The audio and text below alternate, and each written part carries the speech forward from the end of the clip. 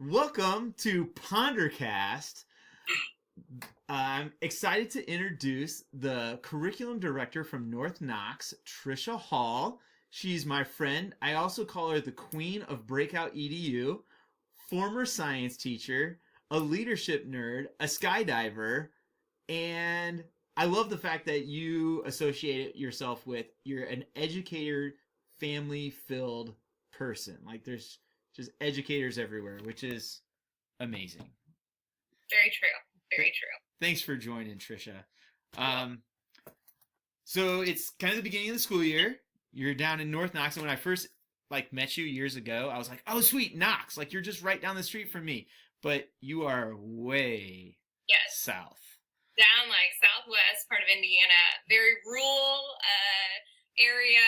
I think one of the fun facts I have is the town I live in, the population is 604. I think.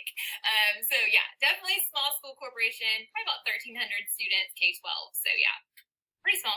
Okay. So I think this year my high school's at 1,200. So we're Yeah. we're good. Yeah, your high school is the same size as my entire corporation, essentially. Okay. So. Cool. Yeah. I'm glad we're friends. Yeah. No, it's awesome. I love working with you and getting ideas. So what is your role as the curriculum director down there? Well, I get to kind of be the, I don't know, jack of all trades, I guess. So, lovely role of corporation test coordinator, which everybody loves. So that's a good time. I also am in charge of all of our professional development opportunities. So we do some in-house PD. We also do some optional PD throughout the school year, book studies, things like that. Also get to dabble in grant writing, part of our new hire mentor program. I work a lot with our Title III and migrant students. So a lot of tech integration too in terms of professional development. So yeah, just a little bit of everything. Sounds like it. Professional growth plans for educators if that becomes the case. And I get to dabble a little bit with like leadership and student leadership and things like that. So I definitely miss the classroom and being with the kids.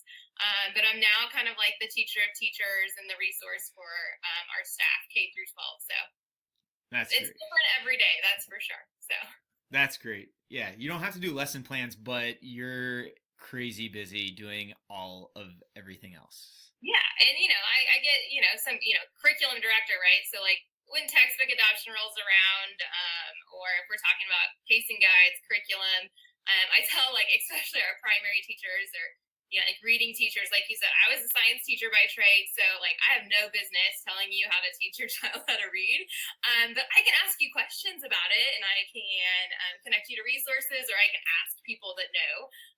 But yeah, that's not what I do. So yeah. All right, so let's dabble in what you've tried and you've talked to teachers about. So, what EdTech tip are you going to blow our minds with today? What I'm going to share with you today is about Google Hangouts. So I just don't know that people know exactly what all it can do. So I kind of wanted to share what our district or some of our teachers in our district do with Google Hangouts. We have a 5th grade teacher who has her students write letters to national parks. And so part of that this last year, they did that, and then she set up some Google Hangouts with a couple of those national parks. So I think it was Yellowstone and Zion actually did a Google Hangout with the class, which was pretty awesome because, we're here in southwestern Indiana. Most of our students are not going to make it to those national parks in their lifetime or anytime soon. And so it was an opportunity for them to interact with that park ranger and see, various artifacts and things like that. So it was pretty cool. I love that. And a lot of our students don't have the opportunity to leave our cities or towns. And you've got a beautiful landscape down there in southern Indiana and northern Kentucky. And I always tell students, like, before summer starts, just get to a Great Lake. Get to Lake Michigan. It's better than Florida because it doesn't have sharks and saltwater. So it's perfect. But you're right. A lot of the students can't take advantage of it, and Google Hangouts is a great opportunity for them to do that. By chance, do your teachers record them, or do they? Because we're recording this, obviously, and we use Google Hangouts.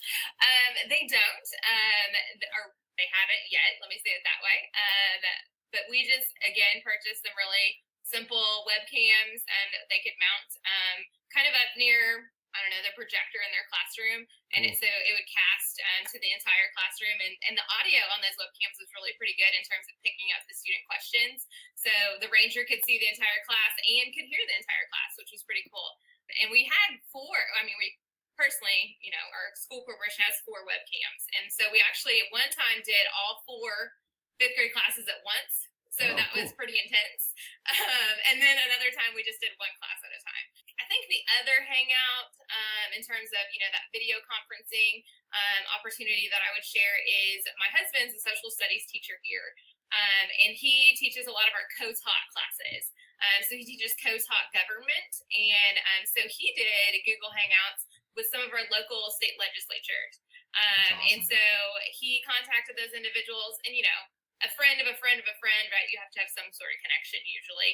And they interacted with his co-taught government class. And that was really great because they got to see how state government, what that looks like in a day in a life, really kind of interact with those individuals that otherwise they're just, a name on a ballot or they're a person in a parade, but really got to talk to them about like, who are you and what do you do every day when you're in Indianapolis, or what is it that you can say that I need to care about as a high school senior.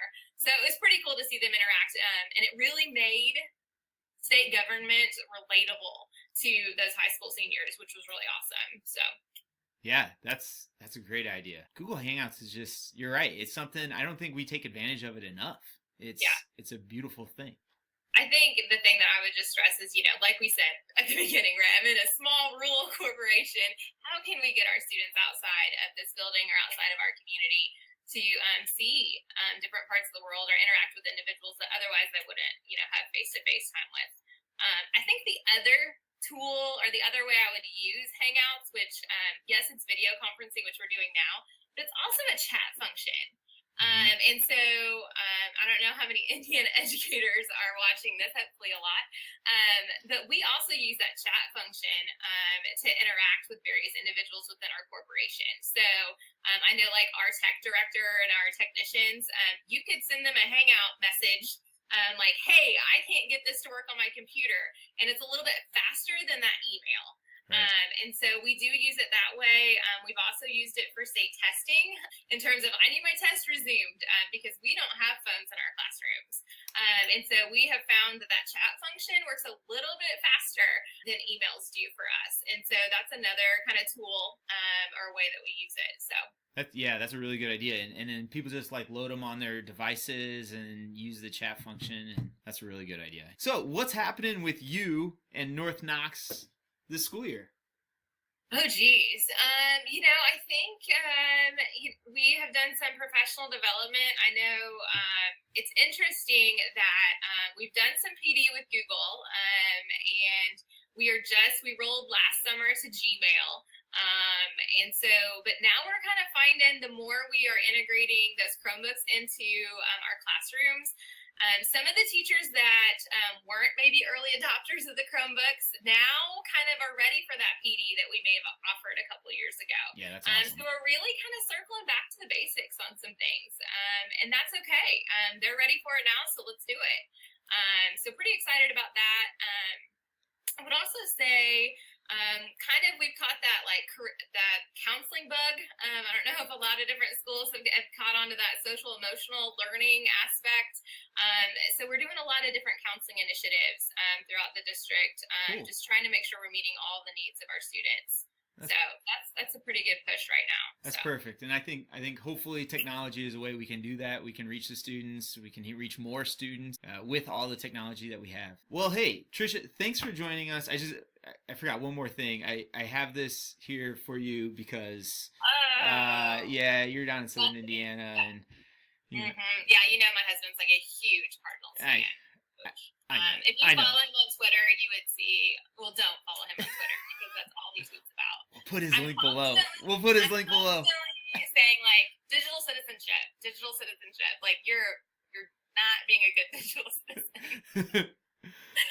Oh, it's all good. I mean, Yeah, go Cubs go, right? You know, I grew up a Cubs fan, so. that's right. That's What can I right. say? We've had hopefully we can end the season. Well, we play like I'm a Cardinal, but they play next week, right? Is that right? It's coming up. It's coming up. Probably a couple more times before the season ends for the Cardinals, I hope. I won't say anything because I still have to go home. Yeah. All right.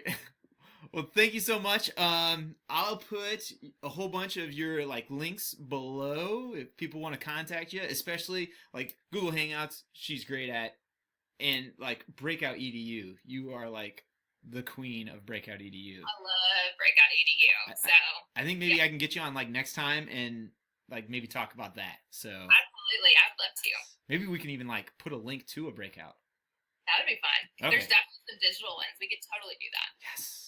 All right. Thank you so much, Tricia. And anybody who watches this, please, check out the links below. Subscribe, share, follow, all that good stuff. Okay. Thanks. Thanks.